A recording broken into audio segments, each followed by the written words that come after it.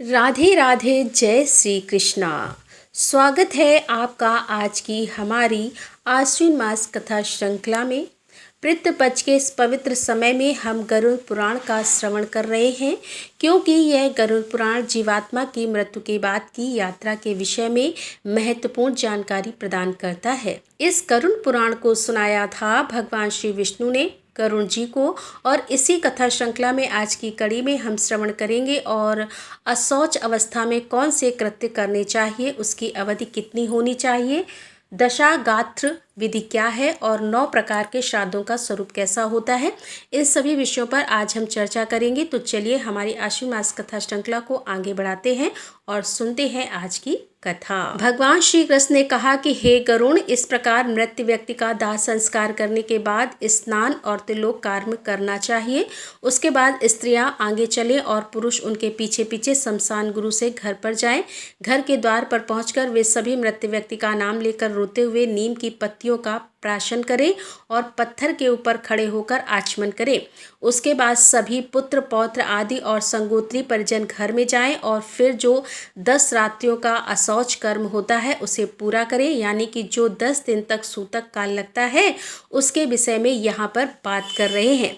इस काल में उन सभी को बाहर से खरीदारी भोजन करना चाहिए, अपने घर पर भोजन नहीं पकाना चाहिए। रात्र में वे अलग अलग आसन पर सोएं, छार और नमक से रहित भोजन करें। वे सभी 3 दिन तक शोक में डूबे रहें। ब्रह्मचर्य व्रत का पालन करके अमास भोजी होकर पृथ्वी पर ही शयन करें। उन सबके बीच परस्पर शरीर का स्पर्श नहीं होना चाहिए। वे इस अशौच अवस्था के उपरांत अंतराल में दान और अध्ययन कर्म से दूर रहें। दुख से मलन, उत्साहहीन, अधोमुख, कातर और भोग विलास से दूर होकर वे अंग मर्दन और सिर धोना भी छोड़ दें। इस अशौच की अवस्था में मिट्टी के बने पात्र या पतलों में भोजन करना चाहिए।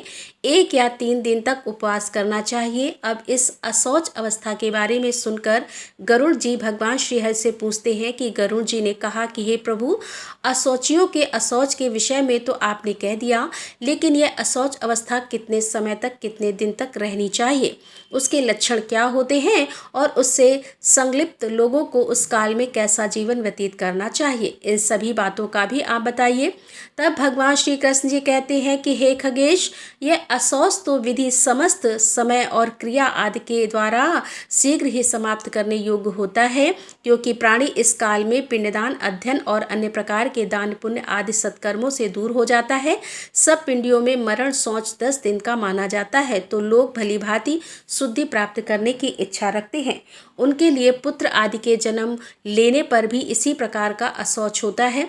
समान उदकों के जनना शौच में 3 रात्रि में शुद्धि होती है। जो मृतक को जल देने वाले हैं वे मरना शौच में भी 3 दिनों के बाद शुद्ध हो जाते हैं। दांत निकलने तक मरना शौच होने पर वह सत समाप्त हो जाता है। यदि चूड़ाकरण संस्कार हो जाने के बाद बालक की मृत्यु हो जाती है तो 1 रात्रि का अशौच माना जाता है।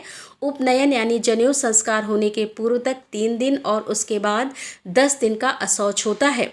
हे पश्चिम, तुम्हें मैंने अशौच बता दिया है। अब मैं संक्षेप में प्रसंग प्राप्त अशौच के विषय में तुम्हें बताता हूँ। हे काश्यप, सूत्र से बंधे हुए 3 काष्ठों की तिगोड़ियों को रात्रि में आकाश के नीचे स्थापित करके चौराहे पर खड़ा कर दें और अत्र, स्नाई और विभात्र इस मंत्र उच्चार के साथ उसके ऊपर मिट्टी के पात्र में जल और दूध रख दें। संस्कर्ता अपने संगोत्रियों के साथ पहले, तीसरे, 7वें और 9वें दिन अस्थि संचय करें।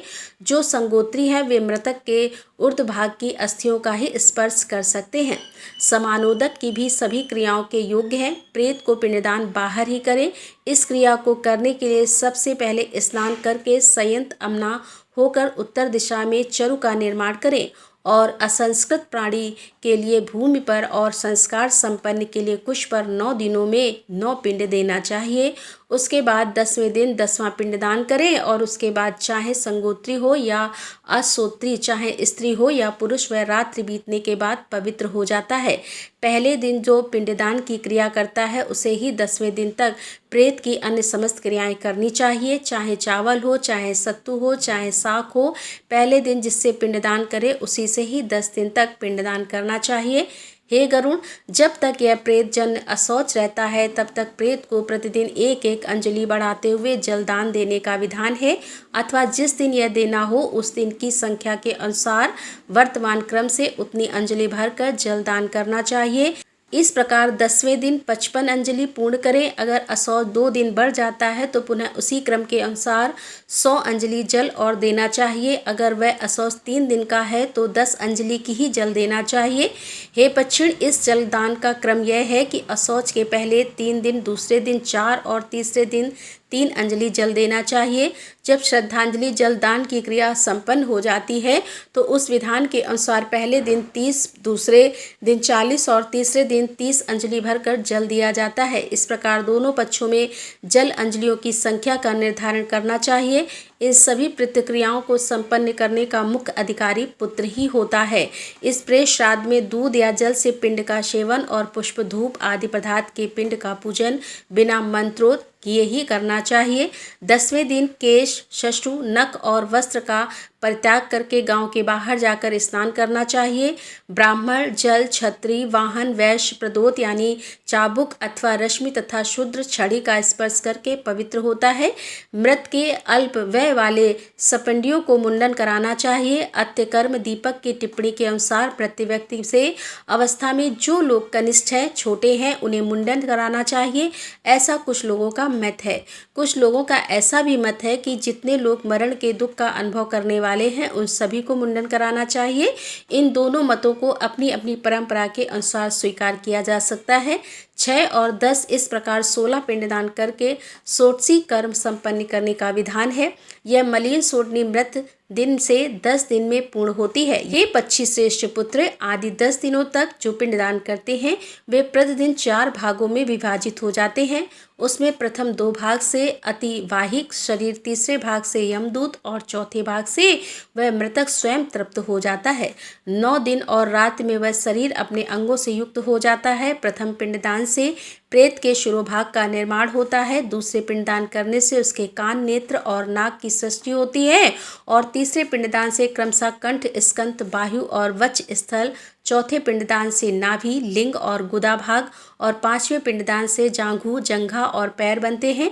इसी प्रकार छठे पिंडदान से सभी मर्म स्थल, 7वें पिंडदान से नाड़ी समूह, 8वें पिंडदान से दांत और लोम तथा 9वें पिंडदान से वीर और 10वें पिंडदान से उस शरीर में पूर्णतः तृप्ति और भूख प्यास का उदय हो जाता है। इतना कहने के बाद भगवान विष्णु अब मध्यम षोडशी विधि का वर्णन करेंगे और वह क्या होता है इसके विषय में हम सुनेंगे हमारी इसी आश्विन मास कथा श्रृंखला की अगली कड़ी में।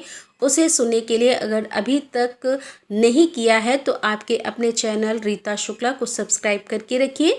अगर आज की यह कथा अच्छी लगी हो तो उसे लाइक करके शेयर कीजिए और हम आपसे मिलेंगे इसी कथा श्रृंखला की अगली कड़ी के साथ कल प्रातःकाल आपके अपने चैनल रीता शुक्ला पर। राधे राधे, जय श्री कृष्णा।